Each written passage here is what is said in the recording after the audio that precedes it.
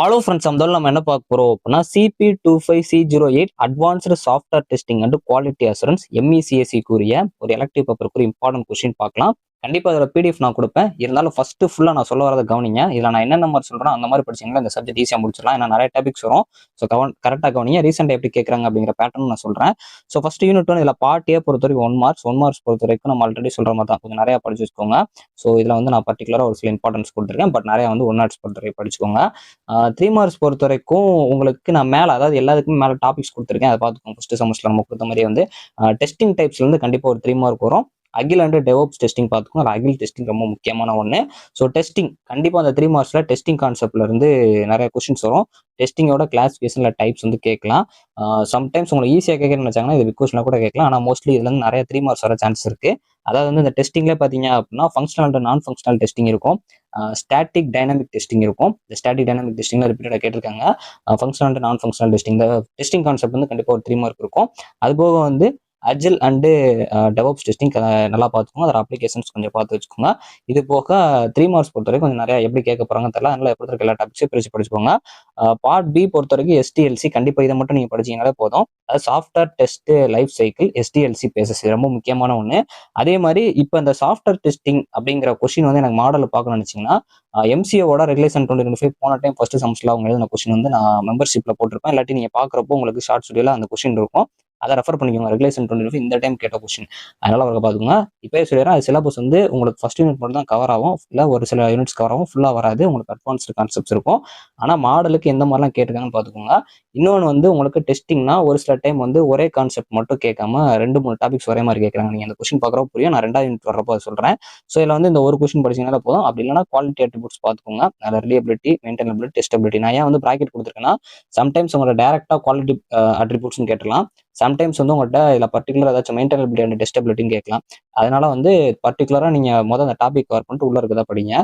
So இப்போ second unit இதில் உங்களுக்கு பார்ட் ஏ பொறுத்த வரைக்கும் 1 மார்க்ஸ். ஸோ நான் கொடுத்துருக்கேன். எப்பயும் போல 1 மார்க்ஸ் கொஞ்சம் அடிஷனலாக நிறையா படிச்சு வச்சுக்கோங்க. 1 மார்க்ஸ்ல இந்த ஃபுல் ஃபார்ம் கேட்குற மாதிரி இதோட நேம் இன்னொன்று இருக்கும்ல, அந்த மாதிரி இருக்கிற நேமு. ஸோ அது போக இதோட அப்ளிகேஷன்ஸ் பேஸ்டு இல்லை இதுலேயே அதோட டெஃபினேஷன் கொடுக்குற மாதிரிலாம் 1 மார்க்ஸ் கொஞ்சம் கேட்பாங்க. நல்லா பார்த்துக்கோங்க. ஸோ எல்லா இதுக்கும் 1 மார்க்ஸ் அந்த மாதிரி கொஞ்சம் நிறையா ப்ரிஃபர் பண்ணுங்க. கேட் மாடலில் பார்த்துக்கோங்க.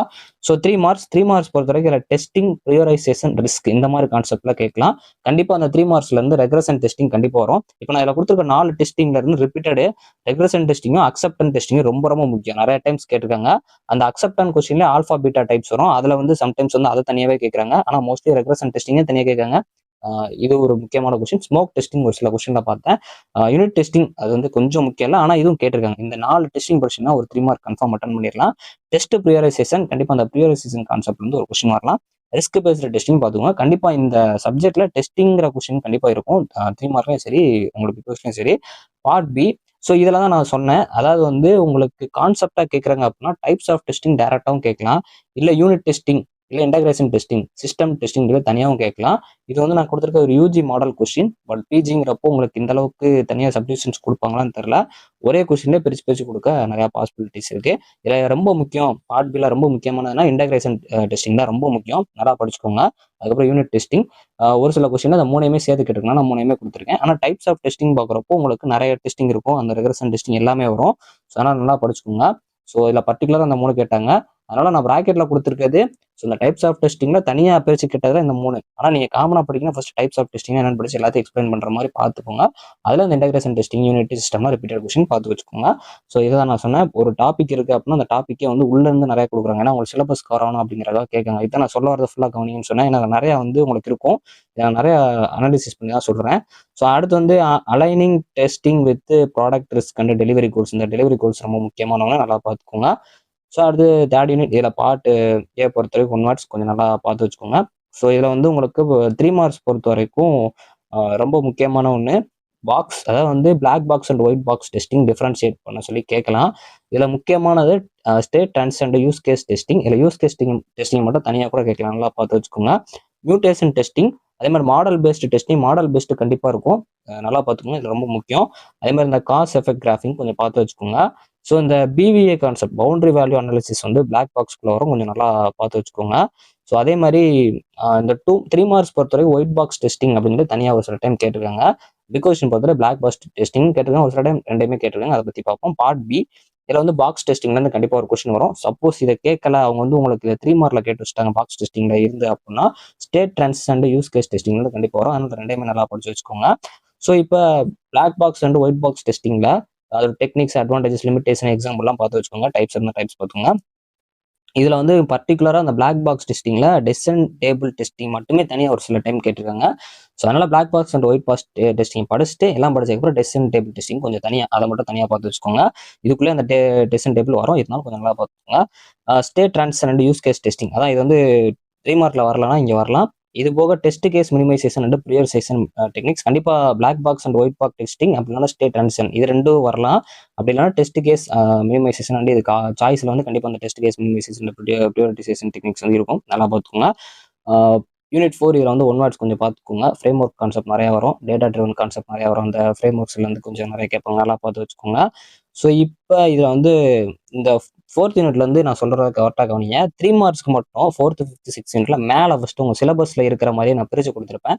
ஏன் இதை கொடுத்துருக்கேன் அப்படிங்கிறத ஃபர்ஸ்ட் தெரிஞ்சுக்கோங்க. அதுக்கப்புறம் ஸ்பேஸ் விட்டு நான் வந்து கொடுத்துருப்பேன்.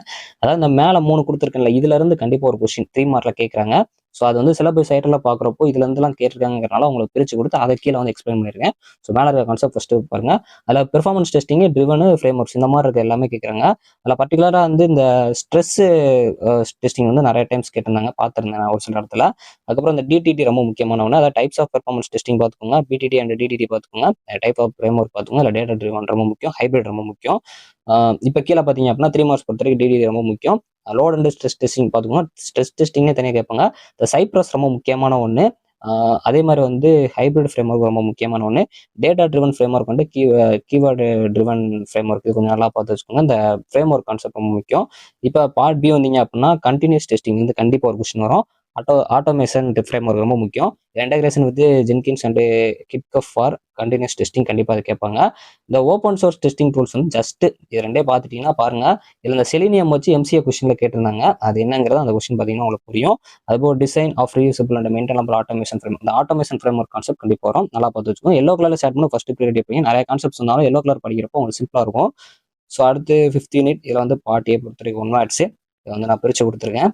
ஸோ அடுத்து வந்து 3 மார்க்ஸ். இதில் நான் சொன்ன மாதிரி மேலே வந்து உங்களுக்கு கொடுத்துருக்கேன் அந்த சிலபஸ் வரல மெட்ரிக்ஸஸ் கான்செப்ட்ல இருந்தும் ப்ராசஸஸ் கான்செப்ட் வந்து வரும்.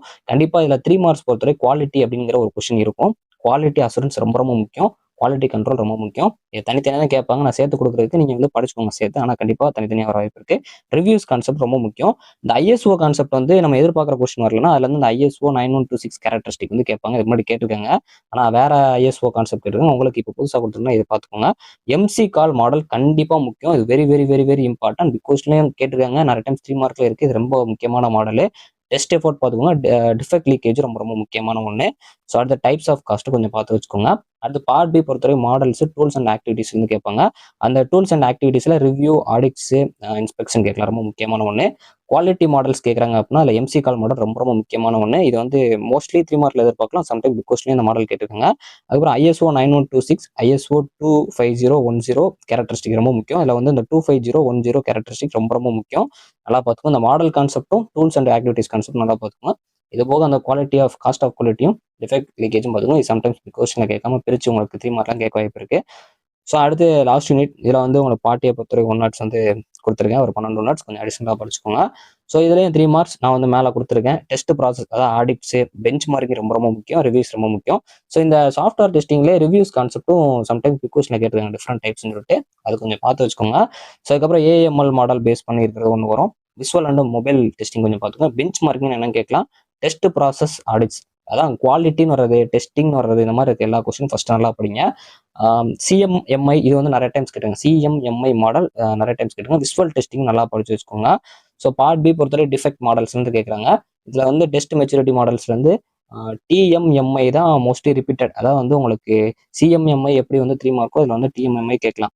இல்லை அப்படின்னா டெஸ்ட் மெச்சூரிட்டி மாடல்ஸ் வந்து கேட்க வாய்ப்பு இருக்கு. அதான் நான் சொல்றேன், ப்ராக்கெட்ல கொடுத்துருக்கிறது வந்து தனியாக ஃபர்ஸ்ட் படிக்கிறதுக்கு முன்னாடி இந்த கான்செப்ட்னா என்னன்னு படிச்சுக்கோங்க. நான் வந்து ப்ராக்கெட்ல கொடுத்துருக்க கான்செப்ட் காரணம் என்ன அப்படின்னா இந்த டாபிக் கொடுத்து கேட்குறாங்க, சம்டைம்ஸ் வந்து இதை மட்டும் பர்டிகுலராக கேட்குறேன், அதுக்காக தான் நான் வந்து கொடுத்துருக்கேன்.